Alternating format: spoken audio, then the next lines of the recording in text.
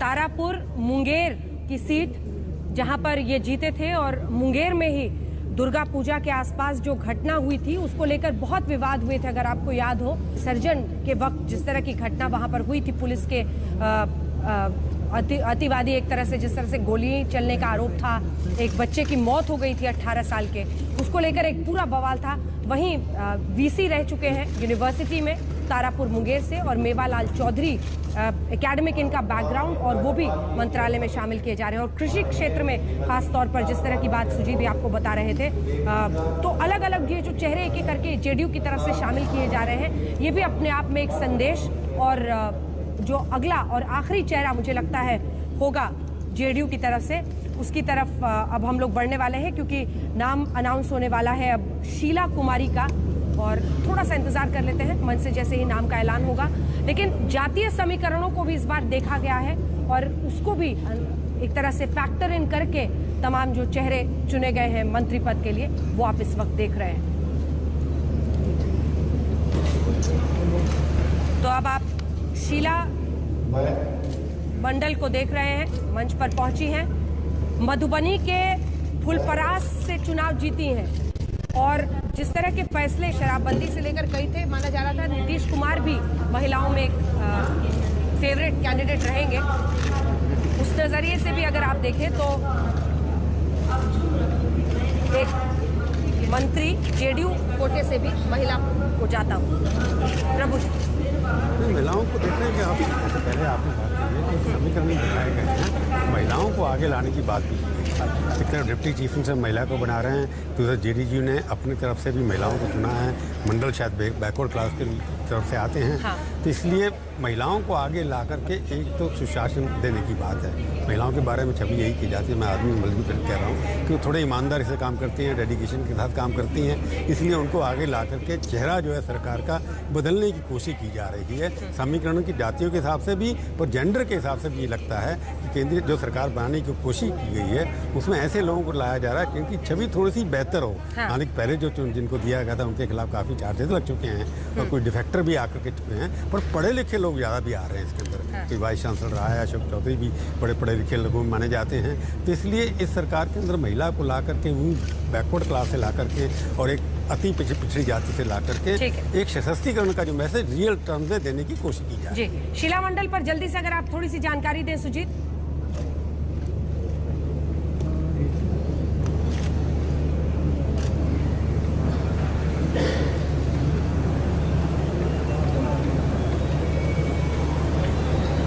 तो मधुबनी से वो इस बार विधायक चुनी गई हैं और उनके लिए एक बड़ा मौका। जेडीयू के जो सभी 5 नाम थे वो आपने देख लिया, अब वो शपथ ले चुके हैं और शीला मंडल का भी शामिल करना, यानी आप समझ सकते हैं जिस तरह से न सिर्फ जातीय समीकरणों को बल्कि एक महिला को भी शामिल करके एक संदेश देने की कोशिश है। और बीजेपी की तरफ से तो उप मुख्यमंत्री पद ही रेणु देवी को दिया जाना एक बड़ा संकेत माना जा रहा है। सभी को साधने की कोशिश में नीतीश सरकार इस वक्त वहां पर दिखाई देती हुई, गठबंधन की सरकार दिखाई देती हुई। अब बीजेपी के जो तमाम मंत्री हैं उनकी शुरुआत हो रही है। संतोष सुमन को अब शपथ लेने के लिए बुलाया गया है। बिहार विधान परिषद के सदस्य जीतन राम मांझी के बेटे हैं संतोष सुमन एचएएम की संसदीय बोर्ड के राष्ट्रीय अध्यक्ष भी हैं। 2015 के कुटुंबा से लड़े थे ये 2015 में, लेकिन हार गए थे वहां से, और दिल्ली यूनिवर्सिटी से राजनीति शास्त्र में एमए है इनके पास। ये संतोष सुमन का पूरा आप देख सकते हैं एचएएम कोटे से आज इन्हें मंत्री। तो ये भी दिलचस्प है प्रभु जी, सीक्वेंस अगर आप देखें, जेडीयू का खत्म हुआ तो अब एचएएम और फिर वीआईपी, और मुझे लगता है उसके बाद बीजेपी वाले पहुंच रहे हैं। तो संतोष सुमन को आप देख रहे हैं, उनके परिवार से कुछ देर पहले रोहित ने बात की थी, संतोष मांझी के बेटे से, और सभी बोल रहे थे। संतोष सुमन एचएएम की संसदीय बोर्ड के भी सदस्य हैं। आशुतोष, परिवारवाद इसके बारे में आप क्या कहते हैं? जीतन राम मांझी ने कहा कि मैं मुख्यमंत्री रह चुका हूँ, मुझे मंत्री नहीं बनना। मतलब जो एक नारा चला था परिवारवादी पार्टियां या परिवारवाद जो है मंत्री पद उनका इसमें स्वास्थ्य कितने का। परिवार वाले हैं? बोलिए आशुतोष जी, सवाल मेरा आपसे मानना है था। कि मोदी जी के अलावा उनका परिवारवाद नहीं, बाकी पार्टी के अंदर बहुत बड़े बड़े नेताओं का परिवारवाद है नीतीश और कुमार भी और यही कहा राजनीति जाता से है। लेकर क्रिकेट तक परिवारवाद। नहीं, तो वो तो चिराग पासवान को भी जब एनडीए का हिस्सा थे तो कहा जाता था एलजेपी में देखिए विरासत वाली राजनीति है, तो गठबंधन के साथियों को शामिल करने में प्रभु जी कोई परहेज नहीं है इन्हें। हालांकि अपने भी कई नेता ऐसे हैं जिनके बेटे सांसद विधायक सब कुछ बन के सक्रिय भूमिका में आ रहे हैं, और आशुतोष जी ने कर ही दिया अपनी तरफ से जो कहना था। राजनीति से क्रिकेट तक है।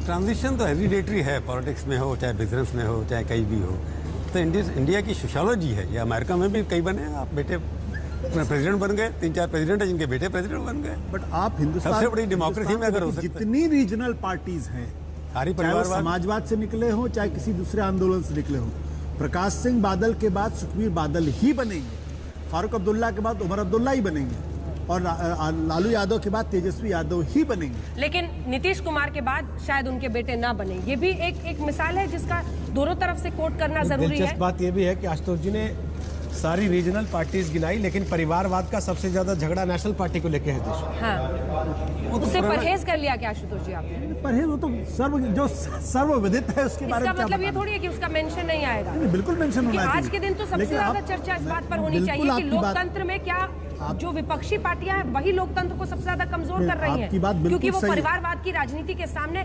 परिवारों की जागीर बन गई है राष्ट्रीय पार्टियां। ये हालत है। अब आप फारूक अब्दुल्ला की पार्टी को देखिए, पिताजी शेख अब्दुल्ला, फारूक अब्दुल्ला, उमर अब्दुल्ला, और फारूक अब्दुल्ला की सिस्टर वो भी राजनीति में जी। थी, उनके जो साले साहब थे जो अगला नाम वो भी अब आ रहा है। राजनीति में थे, वो भी मुख्यमंत्री बने थे। बादल परिवार के 17 लोग बादल राजनीति में थे भाई। तो मुकेश साहनी को आप देख रहे हैं, मुकेश साहनी का भी बहुत ही दिलचस्प पूरा इतिहास रहा है। बहुत छोटी उम्र इनकी अभी पॉलिटिक्स में रही है।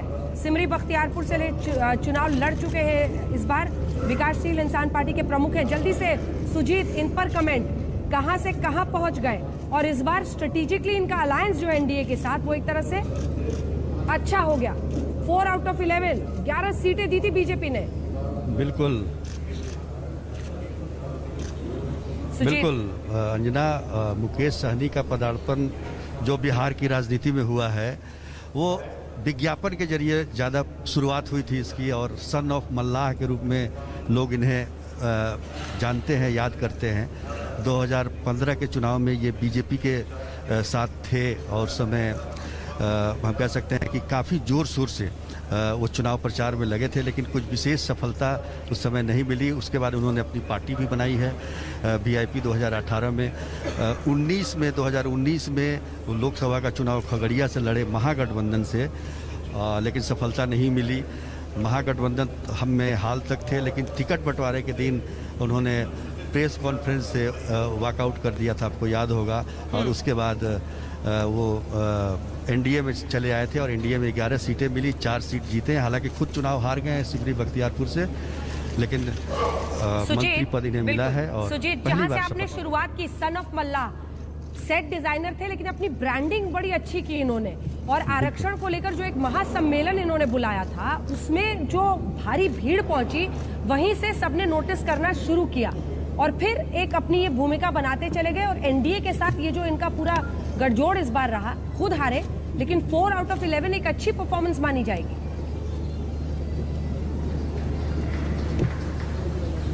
बिल्कुल बहुत अच्छी मानी जाएगी, और ख़ासतौर पर जो जितनी नई पार्टी है ये, उस हिसाब से देखा जाए तो काफ़ी अच्छी सफलता है, और कई जगहों पर तो काफ़ी कम मार्जिन से इनके उम्मीदवार हारे हैं।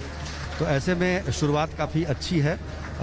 सन ऑफ मल्लाह, क्योंकि एक देखिएगा कि मल्लाह जाति अब जो हम कह सकते हैं उसको एक अति पिछड़ा में आता है ये बिहार में, और इसका काफ़ी प्रभाव है बिहार के पूरे हर क्षेत्र में, आप कहें तो काफ़ी अच्छा इसका प्रभाव है। और इसीलिए इन्होंने शुरुआत जो की थी वो मल्लाह, सन ऑफ मल्लाह के रूप में की थी, ताकि एक मैसेज चला जाए पूरे बिहार में। और दिलचस्प ये है, देखिए बिहार से कई लोग सपने सजोकर मुंबई पहुंचते हैं फिल्म स्टार बनने के, और कई उनमें से हैं, शॉटगन से लेकर कई लोग हैं, वहां पर गए, उन्होंने तरह तरह की चीजें ट्राई की, सेट डिजाइनर बने, लेकिन फिर राजनीति और अपनी जो कास्ट आइडेंटिटी है उस पर एक तरह से जो जातीय पहचान है उनकी, उसके बलबूते उन्होंने बिहार में वापस जाकर कदम रखकर इस तरह की पार्टी बनाई, और एक अलग उनका स्टाइल है जिसके लिए वो जाने जाते हैं। और आज देखिए मंत्री पद की शपथ ले रहे हैं। अब आप मंगल पांडे को देख रहे हैं। मंगल पांडे अब मंच पर मौजूद है, शपथ ले रहे हैं। इससे पहले भी रहे हैं वो मंत्री, लेकिन मंगल पांडे के बारे में ऐसे कई लोग आज आपको दिखेंगे जो एमएलए नहीं है, जो चुनाव नहीं लड़ते हैं। उनमें से एक चेहरा ये भी है। स्वास्थ्य मंत्री की जिम्मेदारी थी, मुजफ्फरपुर में जो चमकी कांड है उसको लेकर कई सवाल भी इन पर उठे, लेकिन उन सब से पार पाते हुए देखिए चुनाव लड़ना नहीं है और फिर एक बार मंत्री बन रहे हैं। बीजेपी के अध्यक्ष भी रह चुके हैं, आपको पता हो इनके बारे में। इधर सवाल ये कि स्वास्थ्य मंत्रालय उनके पास था। बीजेपी के अपने नेता मानते हैं कि जिस तरह कोविड की हैंडलिंग इन्होंने की है उसमें लोगों को काफ़ी गालियां सुननी पड़ी जनता को, तो वो सक्सेसफुल ना तो अध्यक्ष रहे ना सक्सेसफुल मिनिस्टर रहे। पर उनके क्या कारण है जिसकी वजह से वो बने हैं, उनकी जरूर होगी पार्टी की, जिसके लिए सबसे सीनियर पहला मंत्री उनको बनाया कहा जाता है कि आरएसएस में अच्छी पैठ है और इधर नीतीश कुमार से उनकी ट्यूनिंग बड़ी अच्छी है। हो सकता है कोई कारण तो रहा होगा ना कि बीजेपी ना कोई गॉडफादर तो होना ही चाहिए। ये वाला फार्मूला तो सुशील मोदी पर भी लागू होता था। आरएसएस में भी ठीक थे और नीतीश कुमार के साथ भी ठीक थे। इसलिए कोई नीतीश कुमार, लेकिन इसी वजह से कहते हैं उनको बाहर जाना पड़ा कि नीतीश कुमार के साथ ज्यादा ठीक थे। नीतीश कुमार से ज्यादा ठीक। वो सेट डिजाइन करते करते अपनी राजनीति डिजाइन कर ली, चुनाव हारने के बाद भी वीआईपी बन गए वो। तो ऐसे बिहार के अंदर पॉसिबिलिटीज काफी हैं कि हारने के बाद भी बन सकते हैं, एमएलए नहीं बनने के बाद मुख्यमंत्री बन सकते हैं। अपने आप में न्यू मॉडल्स आपको बिहार के अंदर दिखाई देंगे। कौन सा मंत्रालय इस बार मिलता है ये दिलचस्प रहेगा, क्योंकि जैसा प्रभु जी भी कह रहे थे फिर से मंत्री बनाए जा रहे हैं। देखिए स्वास्थ्य विभाग अगर आप देखें तो बिहार में सबसे ज्यादा सवाल उसी पर खड़े होते हैं। और मुजफ्फरपुर में जो चमकी बुखार को लेकर परिस्थितियां थी, जो सरकारी अस्पतालों की, प्राइवेट अस्पतालों की वहां पर हालत थी, उसको लेकर भी लगातार रिपोर्टिंग हुई, लेकिन बहुत कुछ बदला नहीं वहां पर। इन सब के बीच एक बार फिर से ले रहे हैं, क्या वही मंत्रालय फिर से इन्हें मिलता है? इन सब पर नजर रहेगी, लेकिन इनका भी एक लंबा राजनीतिक सफर रहा। चुनाव नहीं लड़े हैं इस बार भी, लेकिन विधान परिषद से है, लेकिन एक बार फिर से मंत्री पद की शपथ लेते हुए। तो मुझे लगता है सुजीत तीसरे या चौथे ऐसे व्यक्ति जो विधायक नहीं है, चुनाव नहीं जीते हैं, नव निर्वाचितों के बीच बैठे हुए हैं, लेकिन लॉटरी इनकी लग रही है। ये हमारे ख्याल से परिषद से है, विधान परिषद से। देखिए बिहार में आप देखें तो मुख्यमंत्री या इससे पहले सुशील कुमार मोदी उप मुख्यमंत्री थे, उन लोगों ने चुनाव लड़ा नहीं है और एमएलसी के तौर पर ही वो सदस्य रहे हैं। नीतीश कुमार ने आखिरी चुनाव अपना 2004 में लड़ा था, आपको याद होगा, लोकसभा का। उसके बाद से वो जब मुख्यमंत्री बने उसके बाद से एमएलसी से ही लगातार वो मैं आपको टोक रही हूं क्योंकि अमरेंद्र प्रताप सिंह अब आ गए हैं। आरा से इस बार विधायक चुने गए हैं, 5वीं बार आरा से ये विधायक चुने गए हैं। बड़े भाई जो इनके हैं मृगेंद्र प्रताप सिंह झारखंड के वित्त मंत्री हैं, मजदूर संघ के हड़ताल की अगुवाई भी ये कर चुके हैं। इनकी भूमिका उस तरीके से भी है। 2012 से 2015 तक विधानसभा के डेप्यूटी स्पीकर भी रह चुके हैं। और दादा सरदार हरिहर सिंह थे बिहार के मुख्यमंत्री, तो इनके दादा एक पूरे राजनीतिक विरासत इनके पास भी है। अमरेंद्र प्रताप सिंह, आरा से इनकी जीत और लगातार कई बार से आरा से इनका मुख्यमंत्री बनना बहुत मायने रखता है, खास तौर पर जब आप देखें कि भोजपुर के इलाके में बहुत अच्छी परफॉर्मेंस नहीं रही है एनडीए की। ऐसे में आरा, जिसे भोजपुर का सिरमौर कहा जाता है, आरा में इनका जीतना काफी मायने रखता है और शायद लगता है उसी की इनको सौगात मिली है। ये भी मंत्री बनाए जा रहे हैं। और भारतीय जनता पार्टी कई इलाकों में, वहां पर छपरा में देखिए आप, लालू का गढ़ माना जाता था, उन इलाकों में जहां जहां बीजेपी ने सेंध मारी है वहां पर जो भी जीतता है उसका काफी कद जो है पार्टी के अंदर बढ़ाने की कोशिश होती है। और आरा से अमरेंद्र प्रताप सिंह का जीतने के बाद उन्हें आज मंत्री पद की शपथ दिलाई जा रही है। खासतौर पर आशुतोष जी ऐसे वक्त पर जब पूरे भोजपुर में बहुत अच्छी परफॉर्मेंस नहीं रही है एनडीए की, वहां पर ये आरा में फिर से जीतने में कामयाब हुए। बिल्कुल, और हम लोग चमत्कृत थे इस बात को लेके कि मिथिलांचल में जो है वो आरजेडी भारी बहुमत से जीत जाते। मुझे 80 के पहले रहे होंगे, 80 के पहले रहे। तो बीजेपी के चेहरे के तौर पर अमरेंद्र प्रताप सिंह आरा से कई बार जीत हासिल करने के बाद आज मंत्री पद की शपथ लेते हुए और मजदूर संघ से भी जुड़े रहे हैं। डेप्यूटी स्पीकर भी पहले रह चुके हैं। और भोजपुर के इलाके में अगर आप देखें तो आरा से लगातार मिल रही इनकी जीत पार्टी के लिए बड़ी बात।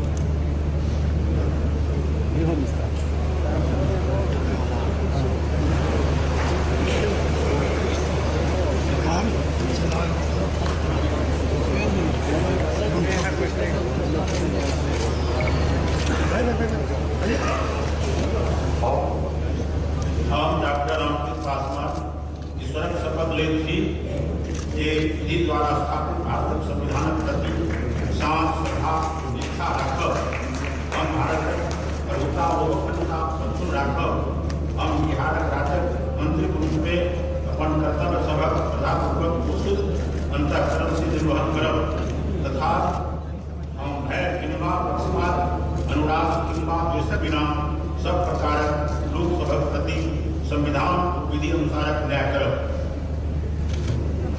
अपनी रीजनल भाषा में थोड़ी सी आवाज़ कम है, इसलिए मैथिल या मगही बोल रहे हैं, साफ नहीं हो पा रहा है, लेकिन वहाँ की भाषा में इन्होंने शपथ ली, इसीलिए वहाँ पर तालियों की गड़गड़ाहट आपने सुनी थी।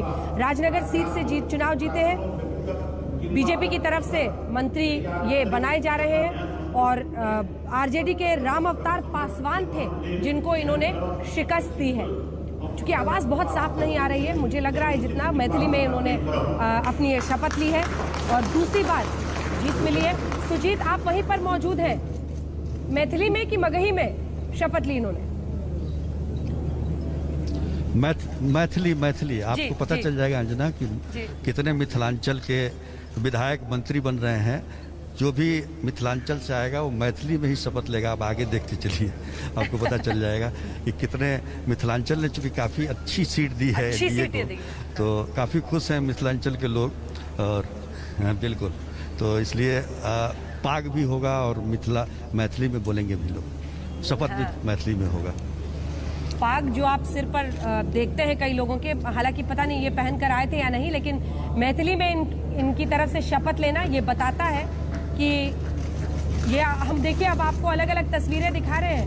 7 बार जब नीतीश कुमार बने हैं मुख्यमंत्री बिहार, 2000, 2005, 2010, हर बार की तस्वीर है। और ये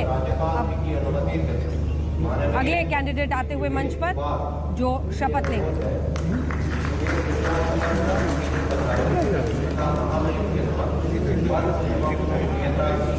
मिथिलांचल में अच्छी, और ये आप पाग देख रहे हैं, इसी का जिक्र कर रहे थे। ये जो सिर पर आप देख रहे हैं ये खास किस्म की, ज्यादातर भगवा रंग की ही होती है, गुलाबी रंग की भी कई लोग पहनते हैं। पाग होता है थोड़ा टफ सा मटेरियल का बना होता है और आगे में एक छोटा सा झुकाव उसमें होता है यूं, तो उस पाग से ही पहचान हो जाती है मिथिलांचल के लोगों की। और जो मार्च पाग के लिए जाने जाते हैं ये भी मैथिली में ही लेंगे शपथ। सुनिए जीवेश मिश्रा। जैसे हिमाचल में ये हम भारतक प्रभुता और अखंडता अक्षुण्ण राखब हम बिहार राज्यक मंत्री के रूप में अपन कर्तव्य सभक श्रद्धापूर्वक और शुद्ध अंतःकरण से निर्वहन करब तथा हम भय किंबा पक्षपात अनुराग किंबा द्वेषक बिना सब प्रकार लोक सभक प्रति संविधान को विधिक अनुसार न्याय करब। हम जीवेश कुमार सत्यनिष्ठा से प्रतिज्ञा करै छी जे विषय बिहार राज्यक मंत्री रूप में हमरा विचारक लेल आनल जाय अथवा हमरा ज्ञात होय ओकरा कोनो व्यक्ति किंबा व्यक्ति सभक तहिया अतिरिक्त जखन एहन मंत्री के रूप में अपन कर्तव्य सभक समयक निर्वाहक लेल एहन करब अपेक्षित होय। सुजीत, तो माछ पाग मखाना के चलै छी जो मैथिली भाषा है और उसकी मिठास है। प्रधानमंत्री भी जब वहां पर गए थे तो उन्होंने जमकर बोला था, और ये वो खास पाग है जिसको लोग देखेंगे। एक अलग बहुत ही कड़े मटेरियल का बना होता है और सिर पर ऐसे सजा होता है। थोड़ा हिमाचली टोपी जैसा दिखता जरूर है आशुतोष जी, लेकिन सामने से बिल्कुल अलग होता है। ये मतलब स्टफ जो है ना मोटा और कड़ा होता है, ये कपड़े का नहीं होता है और प्लेन होता है ज्यादातर, या तो इस रंग का या फिर गुलाबी रंग का।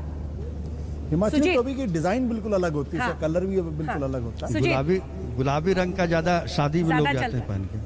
अच्छा, शादी में पहनते हैं लोग गुलाबी रंग। सुजीत जी आप तो जानिएगा ही, कुछ और बताइए मंत्री जी के बारे में। मिथिलांचल में ये परंपरा है।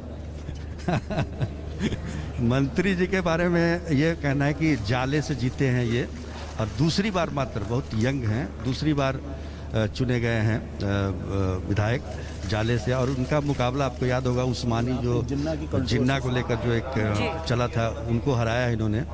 तो 2015 में जब महागठबंधन की लहर थी उसमें भी बीजेपी के टिकट पर ये जीते थे। और पहले इनका बैकग्राउंड कोई खास पॉलिटिकल नहीं रहा है, ये मार्केटिंग के आदमी थे पहले और जॉब करते थे, लेकिन अचानक इनको आया। लेकिन इनका झुकाव शुरू से ही आरएसएस की तरफ रहा है और आरएसएस से लगातार जुड़े रहे।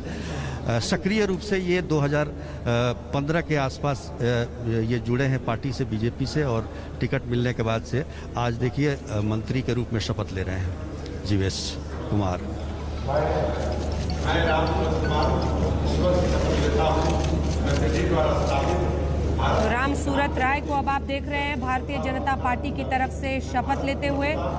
रामसूरत राय सीपीआई एमएलए उम्मीदवार आफ्ताब आलम को इन्होंने मात दी है और आफ्ताब आलम को मात देना आपको एक मंत्री पद तो दिलाएगा ही, क्योंकि देखिए जब बेगूसराय में कन्हैया कुमार को हराया था लोकसभा चुनाव में गिरिराज सिंह ने, तो वहां पर भी उन्हें इनाम मिला था और मुझे लगता है वही स्वरूप एक बार फिर यहां से भी दिखता हुआ रामसूरत राय के लिए।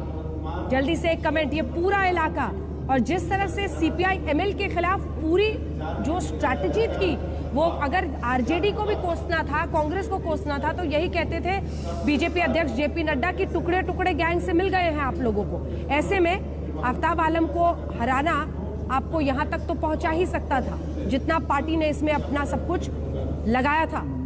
सुजीत। बिल्कुल, और रामसूरत राय दूसरी बार जीते हैं। बीच में 2015 में चुनाव हार गए थे। औराई विधानसभा क्षेत्र है मुजफ्फरपुर का, सीपीआई एमएल के आफ्ताब आलम से इनका मुकाबला था, लेकिन रामसूरत राय उस इलाके में काफ़ी पॉपुलर रहे हैं। 2010 से पहले ये असल में जेडीयू में पहले, लेकिन 2010 में जब एडजस्टमेंट में औराई सीट बीजेपी के खाते में चली गई तो ये बीजेपी के हो गए। उसके बाद लगातार भी मुजफ्फरपुर के जिलाध्यक्ष भी हैं ये बीजेपी के, तो काफ़ी सक्रिय रहे। बिल्कुल, मैं फिर से आऊंगी आपके पास बीच बीच में, चूंकि वहां पर काफी जैमर्स लगे होंगे। लिंक बार बार टूट रहा है। 2015 में चुनाव हार गए थे रामसूरत राय, लेकिन उसके अलावा जैसे सुजीत बता रहे थे पूरे इलाके में काफी इनकी लोकप्रियता है और सीपीआई एमएल के आफ्ताब आलम को हराना एक बड़ी कामयाबी के तौर पर देखा गया और वो एक बार फिर मंत्री पद की शपथ लेते हुए रामसूरत राय बीजेपी के कोटे से।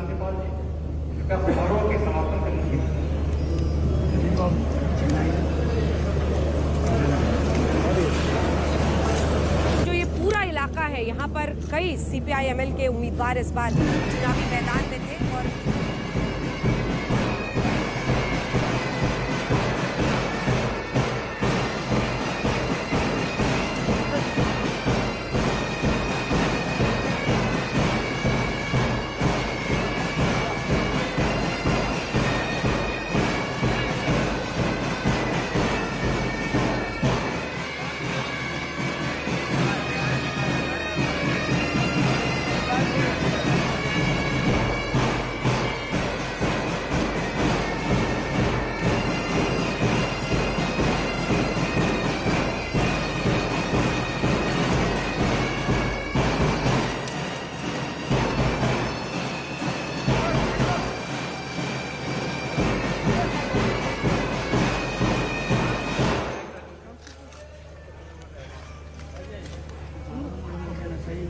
तो नीतीश कुमार एक बार फिर से बिहार के मुख्यमंत्री बन गए हैं और उनके साथ आप देख रहे हैं तारकिशोर प्रसाद को, उप मुख्यमंत्री रेणु देवी, उप मुख्यमंत्री और तमाम मंत्री जिन्होंने अभी अभी पद और गोपनीयता की शपथ ली है।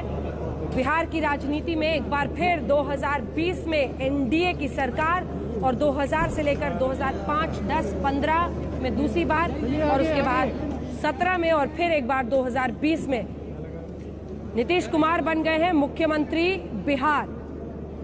7वीं बार उन्होंने पद और गोपनीयता की शपथ ली है और इस बार एनडीए की वो सरकार बना रहे हैं, लेकिन परिस्थितियां बहुत बदली हुई हैं। हालांकि देखिए, जब पिछली बार भी चुनाव जीते थे तो महागठबंधन में इनका अलायंस था आरजेडी के साथ, तब भी आरजेडी बड़ी पार्टी बनी थी, लेकिन उन्हें उप मुख्यमंत्री का पद देना पड़ा था तेजस्वी यादव को। तब भी ये सेकंड नंबर की पार्टी थे और एक बार फिर 2020 में जब सरकार बन रही है तो सेकंड नंबर की पार्टी है, लेकिन इस बार फासला बहुत ज्यादा है, 31 लोगों का, 31 विधायकों का, और ऐसे में 2 उप मुख्यमंत्री बीजेपी की तरफ से होना सबसे ज्यादा चर्चा इसी बात पर हो रही है। साल 2000 में दाढ़ी काली हुआ करती थी जब, तब की भी तस्वीर हम दिखा रहे हैं और आज की भी तस्वीर हम दिखा रहे हैं। प्रभु जी, बहुत सारे लोग आपकी दाढ़ी का भी राज पूछ रहे हैं। उनके बाल भी सफ़ेद हो गए 2005 के मुकाबले में जी, तो उम्र के हिसाब से थोड़ी उनकी रिस्पेक्टेबिलिटी बढ़ गई है। परंतु आज की कैबिनेट में देखेंगे उनकी माइनॉरिटी है कैबिनेट, वीआईपी तो बीजेपी की कोटे में से सारा है। सामान सफेद दाढ़ी से ही बढ़ता है क्या? अब दाढ़ी की तो जयकार महिलाओं का क्या होगा? क्योंकि आज दाढ़ी की रेणु जयकार देवी- आप भी करते हैं, हम भी कर रहे हैं, सब लेकिन प्रभु जी, जो लेकिन अंजना रेणु जिक्र कर देवी रही कह है, रही है, रेणु देवी हाँ। का कमला हैरिस शपथ लेती है तो हिंदुस्तान में खूब चर्चा होता है कि देखिए अमेरिका की कमला हैरिस शपथ ले रही है। नहीं, कोई नहीं, आज हम चर्चा आज कर रहे हैं। रेणु इसीलिए देवी जब आप 5 लोग बार की सफेद MLA, दाढ़ी की गुणगान करने लगे तो मैंने उपमुख्यमंत्री आपको याद दिलाया बन कि रही। रेणु देवी भी वहां पर मौजूद है। रेणु देवी की भी चर्चा होनी चाहिए और यही हिंदुस्तान के लोकतंत्र की ताकत है। जब आप इस तरह की महिलाओं को, जिसको शायद बहुत ज्यादा कुछ दिनों पहले तक हम लोग नहीं जानते थे, जिनके बारे में हर किसी को पढ़ना पड़ता है, उनका अपना एक राजनीतिक सफर रहा है। चौथी बार वो चुनी है, सिर्फ 2015 में, वो भी चूंकि उस वक्त लहर थी महागठबंधन की, इसीलिए वो वहां से हारी थी अपनी सीट से 2000 वोटों से मात्र। लेकिन आज वो उप मुख्यमंत्री बन रही हैं, तो पूरी चर्चा हो और सिर्फ सफेद दाढ़ी को ही मैच्योरिटी का पैमाना ना माना जाए। महिलाएं ऐसी जो लगातार हिंदुस्तान की राजनीति में परिस्थितियों के विपरीत जाकर अपनी भूमिका अदा कर रही हैं, उन पर भी चर्चा कीजिए आशुतोष जी। बहुत गलत हो रहा है। जिसकी सफेद दाढ़ी सिर्फ वही गंभीर होता है। हाँ। जिसके बाल सफेद, उसके बारे में आपने सोची मैंने भी कहा ना, नहीं। नीतीश जी के बाल सफेद हैं। आपने दाढ़ी की चर्चा की। रोहित ने बात उठाई ना कमला हैरिस की बात से वजह कि कमला हैरिस क्योंकि वहाँ न्यूयॉर्क में, वाशिंगटन वाले, दिल्ली में बहुत हैं जो पढ़ते हैं, वहाँ पर तारीफ यहाँ के करते हैं। तो रेणु से उनको क्या पहचान होगी? वो किसी अच्छे कॉलेज में नहीं गई होगी, किसी अच्छे स्कूल में नहीं होगी, अच्छी जाति से नहीं है। तो लिबरल जो हैं वो बाहर के लोगों को ज़्यादा जानते हैं। हिंदुस्तान के लिबरल जो हैं वो हिंदुस्तान के जो गरीब आदमी हैं उनको नहीं जानते हैं, उनके बारे में सुना नहीं है। ये जिम्मेदारी हम ही लोगों की है कि हम लोग कुछ बताएं उनके बारे में, उनके इसीलिए बारे में चर्चा मैं बार बार उन पर ला रही आपको बता दूं हूँ। कि रेणु नोनिया देवी- समुदाय से आती हैं, अति पिछड़ा वर्ग है, लेकिन देखिए आज उनकी भूमिका, आज वो उप मुख्यमंत्री बन रही है। आशुतोष जी, बट एक बात ध्यान दीजिए कि बहुत वेटरन है वो बीजेपी अखिल भारतीय स्तर पर वाइस प्रेसिडेंट रह चुकी है। तो वो मतलब ऐसा नहीं कि वो कोई पता बहुत नहीं ना, अज्ञात लिबरल को, राजनीति- अंग्रेजी पढ़ने वाले लिबरल को नहीं पता है कि वाइस प्रेसिडेंट रह चुकी हैं, वो अच्छा काम करेंगी। कमला हैरिस अच्छी है क्योंकि वो हिंदुस्तान में उनकी माँ है, कभी उनकी हस्बैंड कौन है, फादर क्या है, कुछ नहीं पता। लेकिन इस बात का क्रेडिट बीजेपी को देना पड़ेगा कि आप जब पद्म पुरस्कार दे रहे हैं तो भी ऐसे ऐसे लोगों को ढूंढ के ला रहे हैं जो अपने पद्मश्री, पद्म भूषण जो पहले ऐसे ऐसे काम लुटियन कर रहे हैं। जिसको कहते हैं आप लुटियन, उनको मिलता था, उसमें मैं भी शामिल हूँ, ऐसी बात नहीं है। ये स्वीकारने में भी बहुत ताकत चाहिए। खुद ही स्वीकार रहे हैं कि लटिन जोन से जब लोगों को उठाकर इस तरह के पर आपका पुरस्कार लैटिन दिए जोन से जाते क्या लेना थे, देना? आप तो उसमें- लैटिन जोन से कभी रहे नहीं नहीं, वो तो दिल्ली वाले सब लुटियन वाले हैं। दिल्ली में लोग जितने हैं सब लुटियन के हैं। कि अगर मेजोरिटी देखेंगे आपकी पत्रकारों में, ठीक है, लुटियन जोन में तो पत्रकारों सुधांशु को- जी हैं उसमें। आशुतोष, जितने पत्रकारों को मिला सारे लुटियन के ही हैं। हाँ बिल्कुल, क्या सुधांशु UPA त्रिवेदी जो है वो चलिए ठीक है, लटियन देखिए जोन के बात बड़े कहाँ से, इंटीग्रेट- रेणु देवी की चर्चा होनी थी लेकिन फिर वहीं पहुंच गए, तो ये इस पर चर्चा करेंगे। लेकिन सुधांशु जी, जल्दी से एक कमेंट आपसे, क्योंकि आज भाई दूज है, तो बहनों ने जिताया इसीलिए, और बहनों ने जिताया इसीलिए प्रतिनिधित्व रेणु देवी को भी आज। बहुत गंभीर है ये।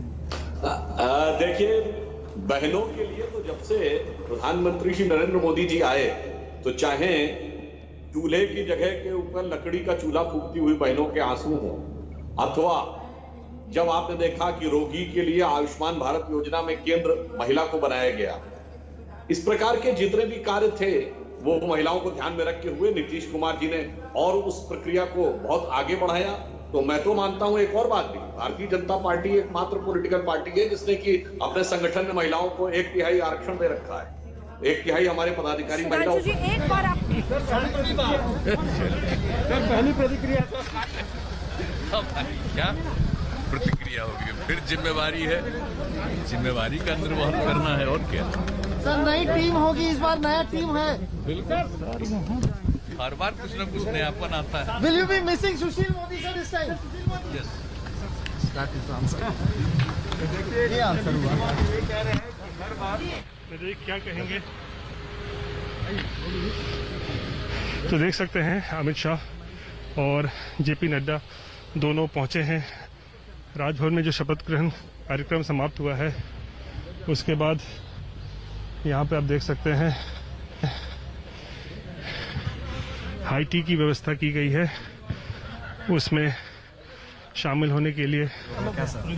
हम लोग से भी, हम लोग से क्यों नाराज हैं? हम लोग क्या किए? तो शायद सुशील मोदी कुछ बोलना नहीं चाह रहे हैं, जिस पर सुजीत झा ने बताया कि बोलेंगे नहीं। कोई नाराजगी तो नहीं है, लेकिन आज सुशील मोदी कुछ बोलना नहीं चाह रहे हैं। रामकृपाल सिंह को आप देख रहे हैं, देखिए ये तारकिशोर प्रसाद, यही होता है आउटगोइंग का चेहरा और इनकमिंग का जो चेहरे का फर्क होता है। एक बिना मतलब मास्क होने के हमारे वो मुख्यमंत्री है, स्वाभाविक रूप से तालमेल होगा। तालमेल है, इसलिए ना हम लोग साथ सरकार बनाए। जी, किस तरीके से काम करेंगे, एजेंडा क्या होगा? वो सब चलिए, फिर मंत्रिमंडल विभाग को बंटने दीजिए, फिर तब और बात करेंगे। महिला को भी उप मुख्यमंत्री बनाया गया है बीजेपी का, ये अच्छा कदम है आपको लगता है? हाँ, निश्चित रूप से अच्छा कदम है। महिला सशक्तिकरण की जो बात करते हैं, इधर आप लोग राजभवन में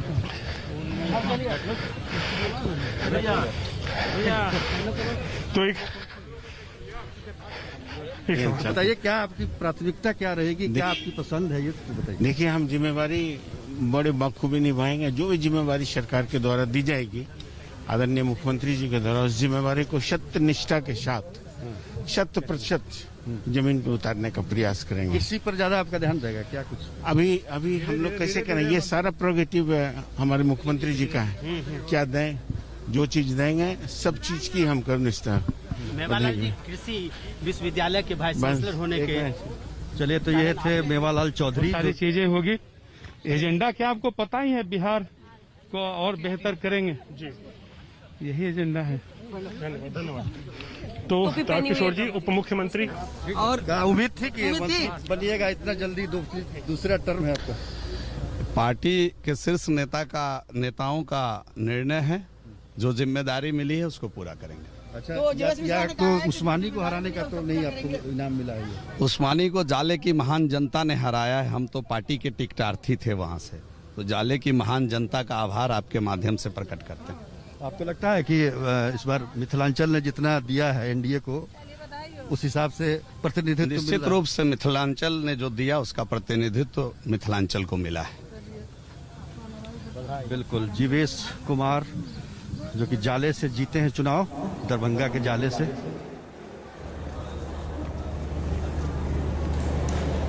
तो मिथिलांचल का कितना प्रतिनिधित्व है उसका जिक्र पहले भी हम लोग कर रहे थे, और एक बार फिर से वो सामने आ रहा है। एक के बाद एक आपको पाग पहने कई मिथिलांचल के ऐसे विधायक जिन्हें मंत्री पद की आज शपथ ली है।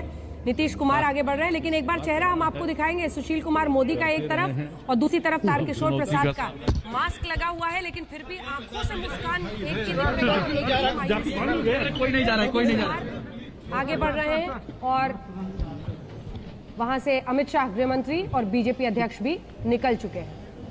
यह है, इसी का इनाम के स्वरूप आपको उप मुख्यमंत्री के तौर पर। देखिए, ये तो स्नेह और प्यार हमारे बड़े भाइयों का है, और इस कारण से सभी लोग, हम सभी एक वर्कर हैं, एक संगठन के कार्यकर्ता हैं, और कार्यकर्ता को कोई भी जिम्मेदारी मिलती है तो उसे काम करने के हमेशा कार्यकर्ता के रूप में ही रहता है। और जो जिम्मेदारी है हम सभी लोगों का, जो कि बिहार का विकास हम कर सकें, और बिहार के विकास के लिए हर संभव हम करेंगे। नीतीश कुमार के साथ काम करना है आपको? मुझे मैं तो काम कर चुकी हूँ ना, इसके पहले भी मैं कला संस्कृति मंत्री थी। बड़े भाई हैं, बड़े भाई के साथ काम करने का क्या अंतर पड़ता है? छोटी बहन तो हमेशा बहन होती है, और काम करने का रहता है, हक से मांगती भी है। आज बहन से विकास होगा, भाई बहन का। निश्चित भैया दूज के अवसर पर सभी भाइयों से बिहार के विकास के लिए हम काम करेंगे। चलिए, तो बेतिया से रेणु कमला हैरिस में वो मिट्टी की खुशबू मिलेगी। आप देखिए, जमीन से जुड़ी हुई हैं, और कितना हम्बल जिसे कहा जाता है। कल भी मैंने इनका इंटरव्यू देखा था। बहुत प्रेम से, बहुत ही सद्भाव से बातचीत कर रही थी। बहुत सद्भाव से। सबसे बड़ी बात यह कि नीतीश कुमार इनकी पार्टी के नहीं, लेकिन उसके बावजूद भी सुशील कुमार मोदी दोनों को लेकर जिस अपनापन से बातचीत कर रही थी, वो बहुत अच्छा लगता है। गठबंधन के दायरों को समझना, उसके अंदर रहकर बात करना, सम्मान के साथ। वही मैंने कहा, ये मिट्टी की खुशबू आपको कहीं नहीं मिलेगी जो आज रेणु देवी में आप देख रहे हैं। इनको बोलते हैं संस्कार। संस्कार भारती। मैंने किसी मुझे आप प्रभु जी का समझ नहीं आ रहा, आप कटाक्ष कर रहे हैं या प्रशंसा कर रहे हैं, लेकिन इन सब के बीच देखिए रेणु देवी ने एक नए तरीके से अपनी एक भूमिका के साथ, प्रभु जी आप देखिए, जब ये तस्वीर आप देखते हैं मुख्यमंत्री और बतौर 2 मुख्यमंत्री, तो रेणु देवी का वहां तक पहुंचना हिंदुस्तान के लोकतंत्र की ताकत है। इस तरह की महिलाएं भी जो ग्रास रूट लेवल पर काम कर रही हैं, इस पद तक पहुंच रही हैं अपने बलबूते। सुधांशु कह रहे थे ना कि महिलाओं के प्रति जब से मोदी जी आए हैं, तो देखो सिंबॉलिक नहीं कह सकते हम, पर ये जो बनी है रेणु देवी चुनाव जीत करके आई है, डेमोक्रेटिक तरीके से आई हैं, पर मोदी ने पहली बार हिंदुस्तान को महिला डिफेंस मिनिस्टर दी, पहली बार फाइनेंस मिनिस्टर दी। हालांकि वो चुनाव जीत के नहीं आई, पर उनको दोबारा ना उन्होंने दिया कि मैसेज कि हम बना सकते हैं किसी को भी। महिलाओं के प्रति उनका जो है कि महिलाओं को, हालांकि पार्टी के अंदर 33% कोटा नहीं दिया, MLA पास नहीं किया और रेजोल्यूशन, परंतु वो उनको लगता है कि जहां पर भी महिलाएं मिल सकती हैं, जिनके अंदर क्योंकि इस बार कुछ समीकरण बदले हुए हैं। ये चुनौतियां हैं, हमेशा किसी भी सरकार में मंत्री के रूप में रहिएगा तो अगर आपको परफॉर्म करना है तो चुनौतियां हैं। और चुनौतियां तो नीतीश जी तो ऐसे ही बहुत हार्ड टास्क मास्टर हैं, तो उनके साथ तो काम करना चुनौतीपूर्ण ही है। बड़े भाई छोटे भाई की जब क्या होगा, जब बड़ा छोटा ये नैरेटिव किया जाता है, ये पॉलिटिकल नैरेटिव बार बार किया जाता है कि छोटा। एनडीए ने चुनाव नीतीश कुमार के चेहरे पर लड़ा था और एनडीए को बहुमत मिला है, सिंपल। अब उसमें आप माइक्रो डिटेल में जाइएगा तो फिर बहुत सी बातें आती है। अब ठीक है, हमारे खिलाफ में लोग थे जो हमको हराने की कोशिश कर रहे थे, उन सबको आगे भविष्य में कैसे हम लोग निपटेंगे उसको देखा जाएगा। मोदी की कमी खलेगी सरकार में नहीं है तो देखिए, ऐसा है कि Sushil Modi as a leader he is excellent person, और 15 साल में अगर बिहार का विकास हुआ है उसमें सुशील मोदी जी की भी बड़ी भूमिका है। 3.3 के विकास दर से अगर 12.8 बिहार आया है तो being a finance minister he also worked very hard, और as a leader he is a very fabulous person. और हमने तो उनको एज ए कांग्रेस प्रेसिडेंट भी देखा है, जब वो भारतीय जनता पार्टी के उप मुख्यमंत्री थे। एक कार्यक्रम में मैं गया था, उन्होंने वहां पर उनका भाषण उन्होंने दिया था, क्योंकि उनको नेक्स्ट डे कलकत्ता में किसी बैंकिंग उस पर भाषण देना था। क्या प्रिपरेशन था, he was a different person. हमको लगता है कि इस प्रदेश में दूसरा सुशील मोदी नहीं कोई हो सकता। 5 साल कोई दिक्कत नहीं होगी सरकार चलाने? नहीं, क्यों दिक्कत क्यों होगी, इसके पहले भी इसी तरह का मैंडेट था। तो अशोक चौधरी मंत्री बने हैं नीतीश सरकार में एक बार, तो अशोक चौधरी भी ये कहते हैं, नीतीश कुमार जो ये कह रहे हैं कि हर बार एक नया मौका मिलता है, नीतीश कुमार ये कह रहे थे बातचीत। श्री नीतीश कुमार जी को मुख्यमंत्री मनोनीत होने पर शुभकामनाएं। आशा करता हूं कुर्सी की महत्वाकांक्षा की बजाय वो बिहार की जनाकांक्षा एवं एनडीए के 19 लाख नौकरी रोजगार पढ़ाई को। माननीय मुख्यमंत्री नीतीश जी के नेतृत्व में जो सरकार चलना है तो उसके लिए हम लोग काम करेंगे, और हमें बहुत खुशी है कि 15 साल का माननीय मुख्यमंत्री जी का बहुत बड़ा एक अनुभव है और उनके हाथ के नीचे काम करने का मौका मिला है, तो बेहतर काम करेंगे। अपोजिशन ने बाइकआउट कर दिया, ये कहे कि भाई मैंडेट मेरे पास था, डकैती है। नहीं, वो कहीं ना कहीं एक विपक्ष का भूमिका निभा रहे हैं और कहीं ना कहीं बिहार के 12 करोड़ जनता का अपमान कर रहे हैं। बिहार के 12 करोड़ जनता का जनादेश एनडीए के साथ है और उनको कहीं ना कहीं इसको स्वीकार करना चाहिए। इस जगह पे राजनीति नहीं करना चाहिए, क्योंकि 12 करोड़ जनता का आस्था है एनडीए। स्थिर रहेगी सरकार 5 साल, क्योंकि मैंडेट है। अगर थोड़ा बहुत ऊपर नीचे होगा तो सरकार अस्थिर हो जाएगी। कहीं कुछ ऊपर नीचे नहीं होगा, बहुमत से हम लोग आगे हैं और मजबूती से माननीय नीतीश जी के नेतृत्व में बिहार में सरकार चलेगा। तो मुकेश सहनी को आप, जो कि वीआईपी के हैं, वो भी मंत्री पद की शपथ ले चुके हैं, उनको सुन रहे थे। इस बीच आपको बताएं, प्रधानमंत्री नरेंद्र मोदी ने ट्वीट करके नीतीश कुमार को बधाई देते हुए एनडीए के बारे में लिखा है कि एनडीए का परिवार एकजुट होकर विकास के लिए बिहार में काम करेगा। गृहमंत्री अमित शाह, और ये तस्वीर मुझे लगा यहाँ पर उनके साथ सुशील कुमार मोदी भी वहां पर मौजूद है। नीतीश कुमार, थोड़ा सा डिस्कम्फर्ट लग रहा है क्या यहाँ पर? कैमरे में देखना बड़ा मुश्किल दिखाई दे रहा है ना, हालांकि उनसे मिल रहे हैं, उनसे बात कर रहे हैं नीतीश कुमार। तो ये जोड़ी कही जाती थी कि बिहार में सक्सेसफुल जोड़ी, लेकिन अलग होना और उसकी वजह बहुत ज्यादा करीब हो जाना बताया जाता है। सबका अभिवादन स्वीकार करते हुए नीतीश कुमार, क्या इस पर समीकरण कोई बदले हैं? आप लोग बड़े अब हो गए हैं, जेडीयू छोटी हो गई है। नहीं, ऐसे कोई छोटे बड़े का नहीं होता। नीतीश जी हमारे नेता है, वो हमारे मुख्यमंत्री है और उनके नेतृत्व में सरकार बहुत मजबूती से चलेगी। 5 साल चलेगी पूरा सरकार? पूरे 5 साल चलेगी, अच्छे से चलेगी। चलिए बात। तो देवेंद्र फडणवीस यहाँ बता रहे हैं कि 5 साल सरकार चलेगी, कोई इसमें दिक्कत जो है वो नहीं। मनोनीत होने पर बधाई दी है तेजस्वी यादव को। देखिए, वो तो विपक्ष के नेता, तो जाहिर सी बात वो अपनी तरीके से कटाक्ष भी करेंगे, कमेंट भी करेंगे। लेकिन वो बाइकआउट करना चाहिए था, आपको लगता है? मेरा मानना ये है कि तेजस्वी यादव को पूरे ग्रेस के साथ इस समारोह में आना चाहिए। अपना जो आपको अपना प्रोटेस्ट दर्ज कराना है, अपनी जो नाराजगी दर्ज करानी है, वो बिल्कुल अलग चीज होती है। बिल्कुल। लेकिन अगर आज वो मुख्यमंत्री हैं तो पूरे बिहार के मुख्यमंत्री हैं और उनको भी विपक्ष के नेता के तौर पर एक अपनी भूमिका निभानी पड़ेगी। वो सारी चीजें अलग होती है, लेकिन कुछ चीजें प्रोटोकॉल होता है, उसका पालन करना चाहिए।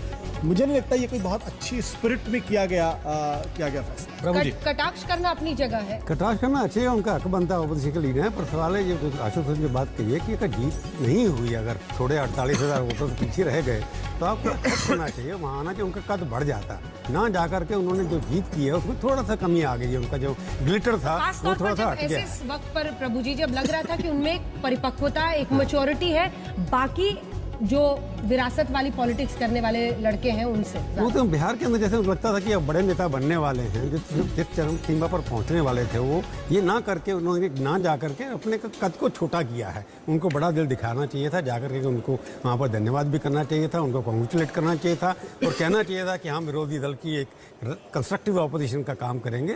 ये सब दिखाना चाहिए था। बिहार के अंदर एक नया शुरुआत हुआ है, उसके अंदर तेजस्वी एज उनके साथ है, 31 साल के हैं, बड़ी लंबी उम्र पड़ी है, तो अपने बिहेवियर से, अपने कंडक्ट से उनको अपना कद बढ़ाना चाहिए, घटाना नहीं चाहिए था। ये गलत किया। राजनीतिक परिपक्वता का एक हिस्सा ये भी होता है कि आप ईगो नहीं रखते हैं, जीत या हार उसके बाद मिलना, एक दूसरे का अभिनंदन करना। और ये तस्वीर काफी इंटरेस्टिंग है, जिसमें कुछ लम्हों के लिए एकदम आमने सामने नीतीश कुमार और सुशील कुमार मोदी होते हैं और उसके बाद हल्की सी बात करके नीतीश कुमार रुकते हैं उनसे बात करने के लिए और फिर साथ दोनों आगे बढ़ते हैं।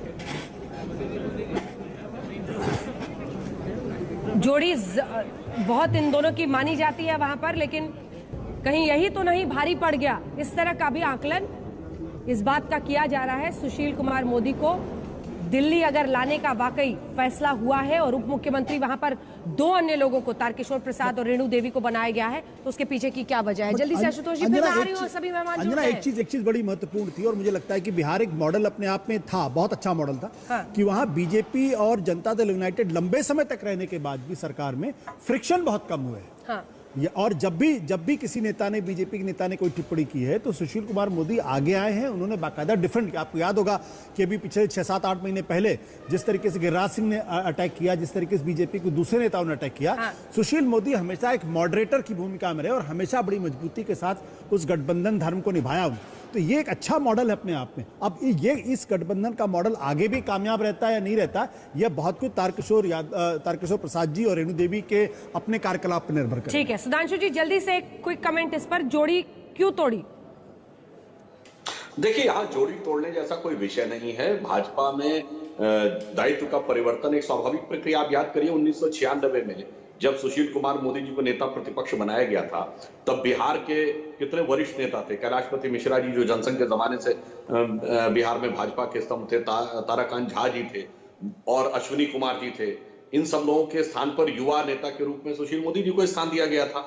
आज एक दूसरा दायित्व परिवर्तन है और पार्टी तय करेगी वो किस भूमिका में रहेंगे। तो मैं नहीं मानता कि इसमें कोई हमारे यहाँ ये होता है कि इसको तोड़ा, इसको बनाया, इसको गिराया, अथवा इसी के परिवार का है इसलिए इसको विरासत में दे दिया। आपने देखा जो मंत्रिमंडल का भी गठन हुआ है, उसमें योग्यता, अनुभव, संगठन, निष्ठा, सब प्रकार, छवि, सभी चीजों का जितना समुचित संतुलन दिखाई पड़ा है, मेरे विचार से वो बहुत ही प्रशंसनीय। ठीक है सुधांशु जी, एक सवाल पूछ रहे हैं, उसके बाद मृत्युंजय जी आ रही हूँ आपके पास। हाँ डॉक्टर साहब, मैं आपसे सवाल पूछूंगा, कल जब चुनाव हुआ था नेता का, तो बीजेपी की तरफ से राजनाथ जी गए थे वहाँ पर, उन्होंने वहाँ सबसे ज़्यादा रैलियाँ भी की और वहाँ सक्सेस भी बहुत ज़्यादा मिली। परंतु पर कई बार देखा कि जो चुनाव नेता के बार बार स्वेरिंग सेरेमनी में भी जाते हैं, आज राजनाथ जी वहाँ दिखाई नहीं दिए और बाकी लोग जो कल थे वो भी दिखाई नहीं दिए और अमित शाह जी चले गए। तो इसके पीछे क्या एक प्रशासनिक कारण है या कोई राजनीतिक कारण है? देखिए, बहुत सारे प्रशासनिक कारण भी रहते हैं, क्योंकि जब कल राजनाथ जी गए थे तो उन्होंने नेता के चुनाव की भूमिका अदा की। अब आज शपथ ग्रहण में कोई ना कोई वरिष्ठ व्यक्ति सरकार से जाना चाहिए था। वरिष्ठतम नेताओं में से एक अमित शाह जी गए।